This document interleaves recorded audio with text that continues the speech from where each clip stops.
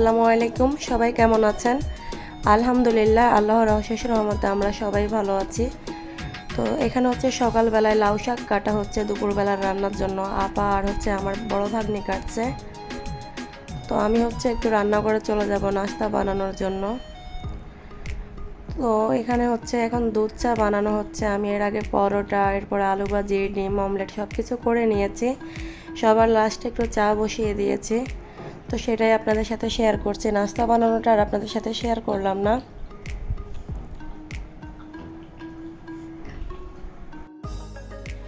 আর এখানে হচ্ছে আপনাদের ভাইয়াকে একদম আমি সকাল সকাল করে একটু বাজারে পাঠিয়ে দিয়েছিলাম। বলেছিলাম যে গরু জবাই করতেছে, এই অবস্থাতে প্রথম মাংসটাই তুমি নিয়ে আসবা।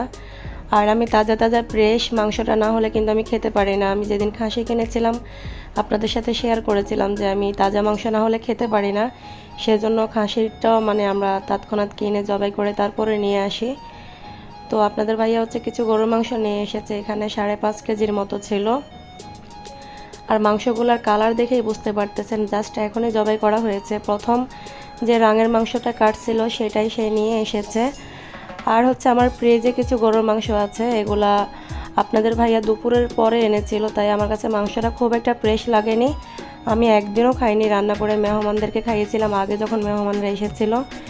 এখনও হচ্ছে ওই মাংসগুলো অনেকগুলা প্রায় 5-7 কেজির মতো আছে, আমার খেতে ইচ্ছে করছে না। তাই হচ্ছে আমি আবারও গরুর মাংস আনিয়ে নিয়েছি ফ্রেশ একদম। তো এখন কিছু ফ্রিজে রেখে দেব, বাকিগুলো আমি রান্না করব। তো আমি কিছু মাংস ফ্রিজে রেখে দিয়েছি আর কিছু আমি এখন রান্না করে নিচ্ছি। 2 কেজির মতো রান্না করছি এখানে। তো মাংসগুলোকে ধুয়ে আমি পানি ঝরিয়ে নিয়ে এসেছি। এখন হচ্ছে পেঁয়াজ, আদা, রসুন, তারপরে হচ্ছে গরম মশলা সব কিছু দিয়ে দিব। তো আমি সবার আগে হচ্ছে পেঁয়াজ কুচি দিয়ে দিয়েছি আর হচ্ছে এখানে আদা রসুন বাটা দিয়ে দিলাম। এগুলো একসাথেই ছিল, ফ্রিজে ছিল, আমি একটু কেটে নিয়েছি।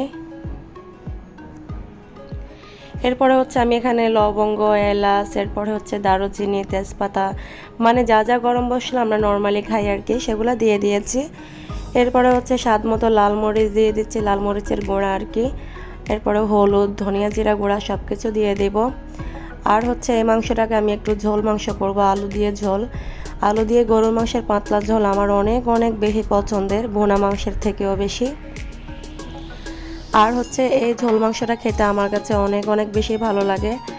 তাই এই মাংসটা কিন্তু আমি অনেকটাই ঝাল দিয়ে রান্না করি। এই দেশি মুরগির ঝোল, তারপর হচ্ছে গরুর মাংসের পাতলা ঝোল, এই ঝোল মাংসগুলো কিন্তু ঝাল না হলে আমার কাছে ভালো লাগে না। তাই আমি হচ্ছে মরিচের গুঁড়ার পরিমাণটা একটু বেশি দিয়েছি আর হলুদ দিয়েছি আর এখন হচ্ছে ধনিয়া জিরা গুঁড়া দিয়ে দিয়েছি। তারপরে হচ্ছে আমি দিয়ে দিব এখানে সরিষার তেল। তেল দেওয়ার আগে আমি লবণ দিয়ে দিচ্ছি, লবণ দিতে ভুলে গিয়েছিলাম, লবণ দিয়ে দিচ্ছি। স্বাদ মতো লবণ দিয়ে দেব, দিয়ে দেন আমি সরিষার তেল দিয়ে দিব। গরুর মাংসের অরিজিনাল যে টেস্ট সেটা যদি কখনও আপনাদেরকে পেতে হয় তাহলে কিন্তু অবশ্যই অবশ্যই সরিষার তেলটা দিয়ে কিন্তু গরুর মাংস রান্না করতে হবে। গরুর মাংস সরিষার তেলের ছাড়া এটার আসল স্বাদ পাওয়াই যাবে না। আমাকে চিটাগাংয়ের একজন বাবুর্চি বলেছিল যে গরুর মাংস খেতে হলে কিন্তু সেটা অবশ্যই সরিষার তেল দিয়ে খেতে হবে, তাহলে এটার অরিজিনাল স্বাদটা বোঝা যাবে। তারপরে হচ্ছে যেহেতু এটা ফ্রেশ মাংস, আমি এটাকে হাতে মাখিয়ে রান্না করছি। এখন আমি হাতের সাহায্যে একদম ভালো করে কষলে কষলে ডলে ডলে এই মশলাগুলো মাংসের সাথে মাখিয়ে নেব।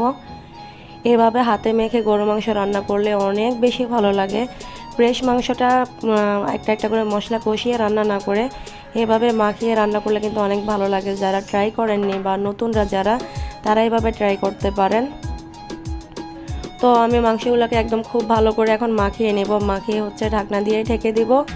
এরপরে যখন এটা থেকে অনেকটুকু ঝোল বের হবে, ঝোলটা বের হয়ে একদম শুকিয়ে কষিয়ে যাওয়া পর্যন্ত আমি অপেক্ষা করব, তারপরে ফিরে আসছি।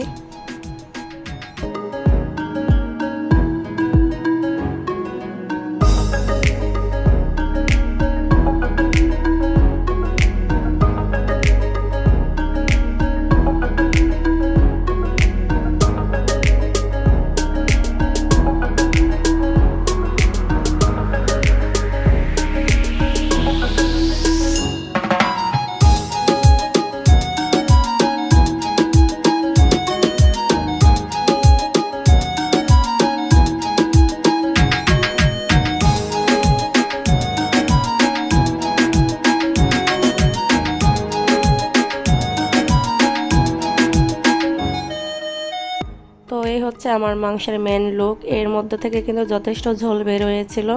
সেই ঝোলটা দিয়ে আমি এই মাংসগুলোকে খুব ভালো করে কষিয়ে নিয়েছি। তেলটা কিন্তু পুরোপুরি ছেড়ে দিয়েছে মাংসের গা থেকে। এখন আমি এগুলাকে আবার একটু নাড়াচাড়া করে নিয়েছি। এরপর আমি এর মধ্যে আলু দিয়ে দেব। গরুর মাংসের ঝোলে কিন্তু আলু ছাড়া মোটেও ভালো লাগে না। আর বাসায় এখন যে মেহমানরা আছে এর মধ্যে বাচ্চারা কিন্তু সবাই আলু অনেক পছন্দ করে। তো আমি কিছু আলু একটু বেশি করে দিয়ে দিচ্ছি। দিয়ে এই মাংসের সাথে আলুটাকেও আমি আবারও কষিয়ে নেব। কিছুক্ষণ 4-5 মিনিট কষিয়ে নিলে আলুর মধ্যে একটু মশলা ঢুকে যাবে বা কালার লেগে যাবে। তারপরেই আমি এখানে গরম পানির ঝোল দিয়ে দিব। দিয়ে আমি মাংসটাকে টোটালি রান্না করে তারপরে ফিরে আসছি।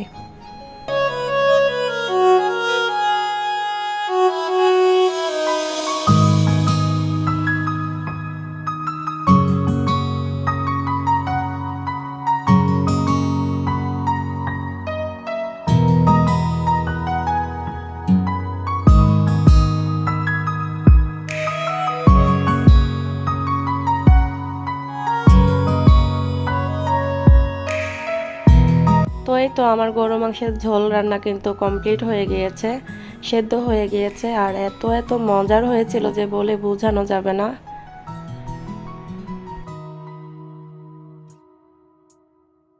এরপরে আমি এখানে দেশি মুরগি রান্না করে নিচ্ছি। সেদিন যে দেশি মুরগিগুলো এনেছিলাম, তো দেশি মুরগি রান্না করে নেব। আজকে 3টা দেশি মুরগি রান্না করব। তার জন্য আমি একইভাবে গরুর মাংসের মধ্যে যে মশলাগুলো দিয়েছি সেম মশলা দিয়ে আমি এখন মশলাগুলো কষিয়ে নিচ্ছি। আসলে আমরা নর্মালি যে ঘরে রান্নাবান্নাগুলো করি এর মধ্যে কিন্তু ছোট থেকে আমরা যে মশলাগুলো খেয়ে অভ্যস্ত সেগুলাই কিন্তু দিই, এর থেকে বেশি মশলা কিন্তু দেই না। তো দেখতেই পাচ্ছেন আমার মশলাটা কিন্তু খুব সুন্দরভাবে কষিয়ে তেলটা কিন্তু উপরে ভেসে উঠেছে। আর আমি কিন্তু যে কোনো মশলা খুব সুন্দর করে আগে থেকে কষিয়ে নিই। যে কোনো রান্নার আগে তেলটা উপরে ভেসে ওঠার পরেও কিন্তু আমি সময় নিয়ে অনেকক্ষণ ধরে মশলা কষাই। আর এই মশলা কষানো থেকে কিন্তু খাবারের স্বাদ অনেক বেশি বেড়ে যায়। মশলাটা ভালো করে না কষিয়ে আপনি পরে মাছ মাংস দিয়ে যতই কষান না কেন সেরকম কিন্তু আর ভালো লাগবে না। তো আমি মুরগিগুলোকে ধুয়ে একটা সাইডে রেখে দিয়েছিলাম পানি ঝরতে। তো সেখানে মুরগিগুলো আমি এখানে দিয়ে দিয়েছি। আর সাথে একটু আলু দিয়েছি। আর 2টা কাঁকরোল ছিল বাসায়, সেই কাঁকরোলগুলোও দিয়ে দিয়েছি। আলু আর মুরগি আমি একসাথে দিয়ে দিয়েছি, তার কারণ মুরগিগুলো কিন্তু বেশি বড় সাইজের না, খুব তাড়াতাড়ি সেদ্ধ হয়ে যাবে। তাই আমি আলু আর কাঁকরোল একসাথে দিয়ে দিয়েছি। এখন আমি এগুলোকেও কষিয়ে রান্না করে নেব একইভাবে গরুর মাংসের মতো।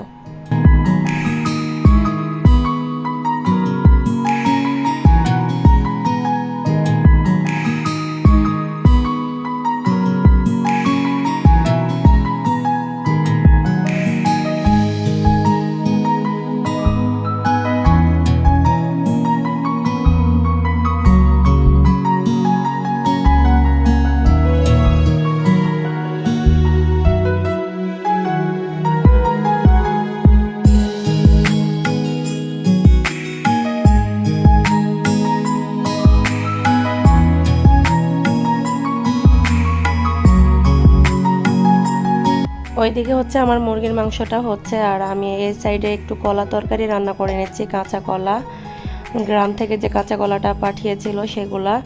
তো এখানে আমি ব্লেন্ডার করা পেঁয়াজ দিয়ে দিয়েছি। আর এই পেঁয়াজটা আমি ব্লেন্ডার করেছিলাম আমার মুরগির মাংসের জন্য, একটু এক্সট্রা ছিল। তো ভাবলাম এটা দিয়ে আমি কলা তরকারি রান্না করে ফেলি।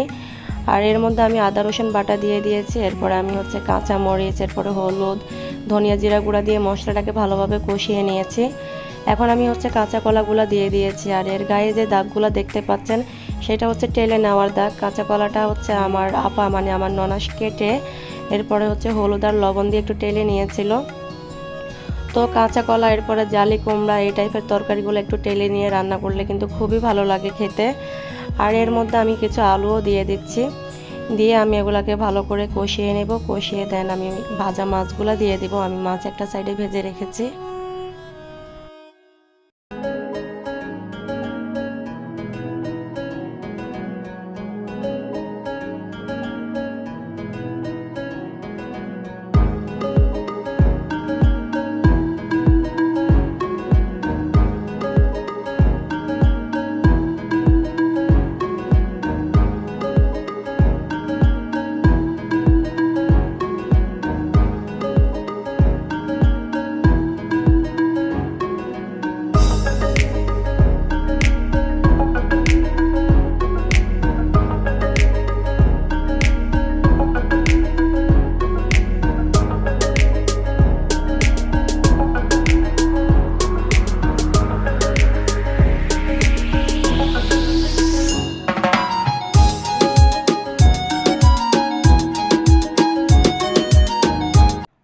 তো আমার কলার তরকারিটা কিন্তু খুব সুন্দরভাবে কষিয়ে নেওয়া হয়ে গিয়েছে আর হচ্ছে তেলটা উপরে ভেসে উঠেছে। তো আমি একটা সাইডে কলা তরকারিতে ঝোল দেওয়ার জন্য আমি পানি গরম করে রেখেছিলাম, ফুটন্ত গরম পানি এখানে দিয়ে দিয়েছি। আর আমি কিন্তু আগেও বলেছি যে কোনো রান্নাবান্না কিন্তু আমি গরম পানি ঝোল হিসাবে ব্যবহার করি, এতে করে কিন্তু তরকারির টেস্টটা অনেক বেশি ভালো আসে। এরপরে হচ্ছে আমি একটা সাইডে রুই মাছ ভেজে রেখেছিলাম, সেই মাছটা হচ্ছে এখানে দিয়ে দিচ্ছি। লেজ মাছ হচ্ছে এরপরে পেটি একসাথে মিলিয়ে আমি হচ্ছে এগুলাকে ভেজে রেখেছিলাম। এরপর এগুলাকে আমি এখানে দিয়ে দিব, দিয়ে রান্না করে নেব। আর এখানে হচ্ছে একটা সাইডে হচ্ছে আমার যে আপু আমার বাসায় কাজ করে, আপু রুটি বানিয়ে নিচ্ছে। তো আমরা কি করি, রুটিগুলাকে এভাবে আপু বানিয়ে হালকা একটু তাওয়ায় সেঁক দিয়ে রাখে, এতে করে হচ্ছে নর্মাল ফ্রিজে যখন আমরা রুটিগুলো রাখি আর মাঝখানে পেপার দিতে হয় না, কোনো ঝামেলা করতে হয় না। তো আপু হচ্ছে এখন এভাবে রুটিগুলো বানাবে আর তাওয়ায় হালকা একটু 2 পাট উল্টিয়ে জাস্ট কয়েক সেকেন্ডের জন্য হালকা একটু ছেঁকে এরপরে রেখে দিবে। যখন ঠান্ডা হয়ে যাবে তারপরে আমি এগুলাকে বক্সে ভরে নর্মাল ফ্রিজে রেখে দিব। তো সকালবেলায় হচ্ছে ভেজে খাওয়া যায় আর প্রত্যেক দিন রুটি বেলার আর ঝামেলা থাকে না। তো একসাথে আমি কিন্তু 2-3 দিনের জন্য এভাবে আপুকে দিয়ে রুটি বানিয়ে হালকা সেঁক দিয়ে নিই, তারপরে এগুলাকে ঠান্ডা করে আমি বক্সে রেখে দিই। তো আপু হচ্ছে এখন এই রুটিগুলো বানিয়ে নিচ্ছে। তো আপু রুটি বানিয়ে নিলে আমরা খাওয়া দাওয়া করে নেব।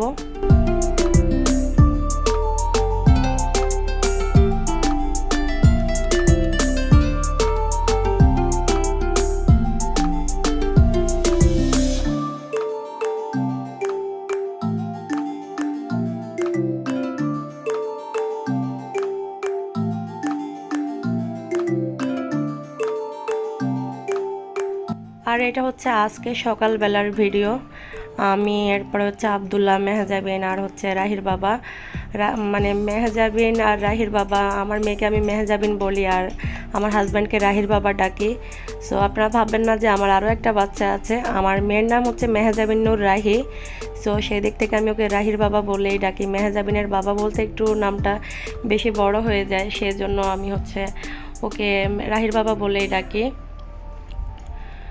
তো মেহজাবিনকে জিজ্ঞাসা করছিলাম যে সে কোথায় যাচ্ছে, খুশি আছে কিনা, কারণ সে যাওয়ার জন্য অনেক এক্সাইটেড ছিল। তো আমরা এখন একটু বাজারে যাচ্ছি, একটু হাঁস কিনবো, এরপরে একটু টুকিটাকি বাজার করব। তো আমরা হচ্ছে রিকশায় উঠে গিয়েছি। যাইতে যেতে আপনাদেরকে একটু আমাদের আশেপাশের বাজারটা দেখাবো। সকালবেলায় হচ্ছে এখানে সকল ধরনের সবুজ শাকসবজি পাওয়া যায়, নেই বলতে এমন কিছু নেই, গ্রামে যা পাওয়া যায় না তা আমাদের এই বাজারে পাওয়া যায়, সব কিছু পাওয়া যায়। তো রিকশা চলছিল বা ভিডিওটা একটু অনেক বড় তাড়াতাড়ি হয়ে গিয়েছে, রিকশায় বসেছিলাম সেজন্য। তো আমরা যাচ্ছি।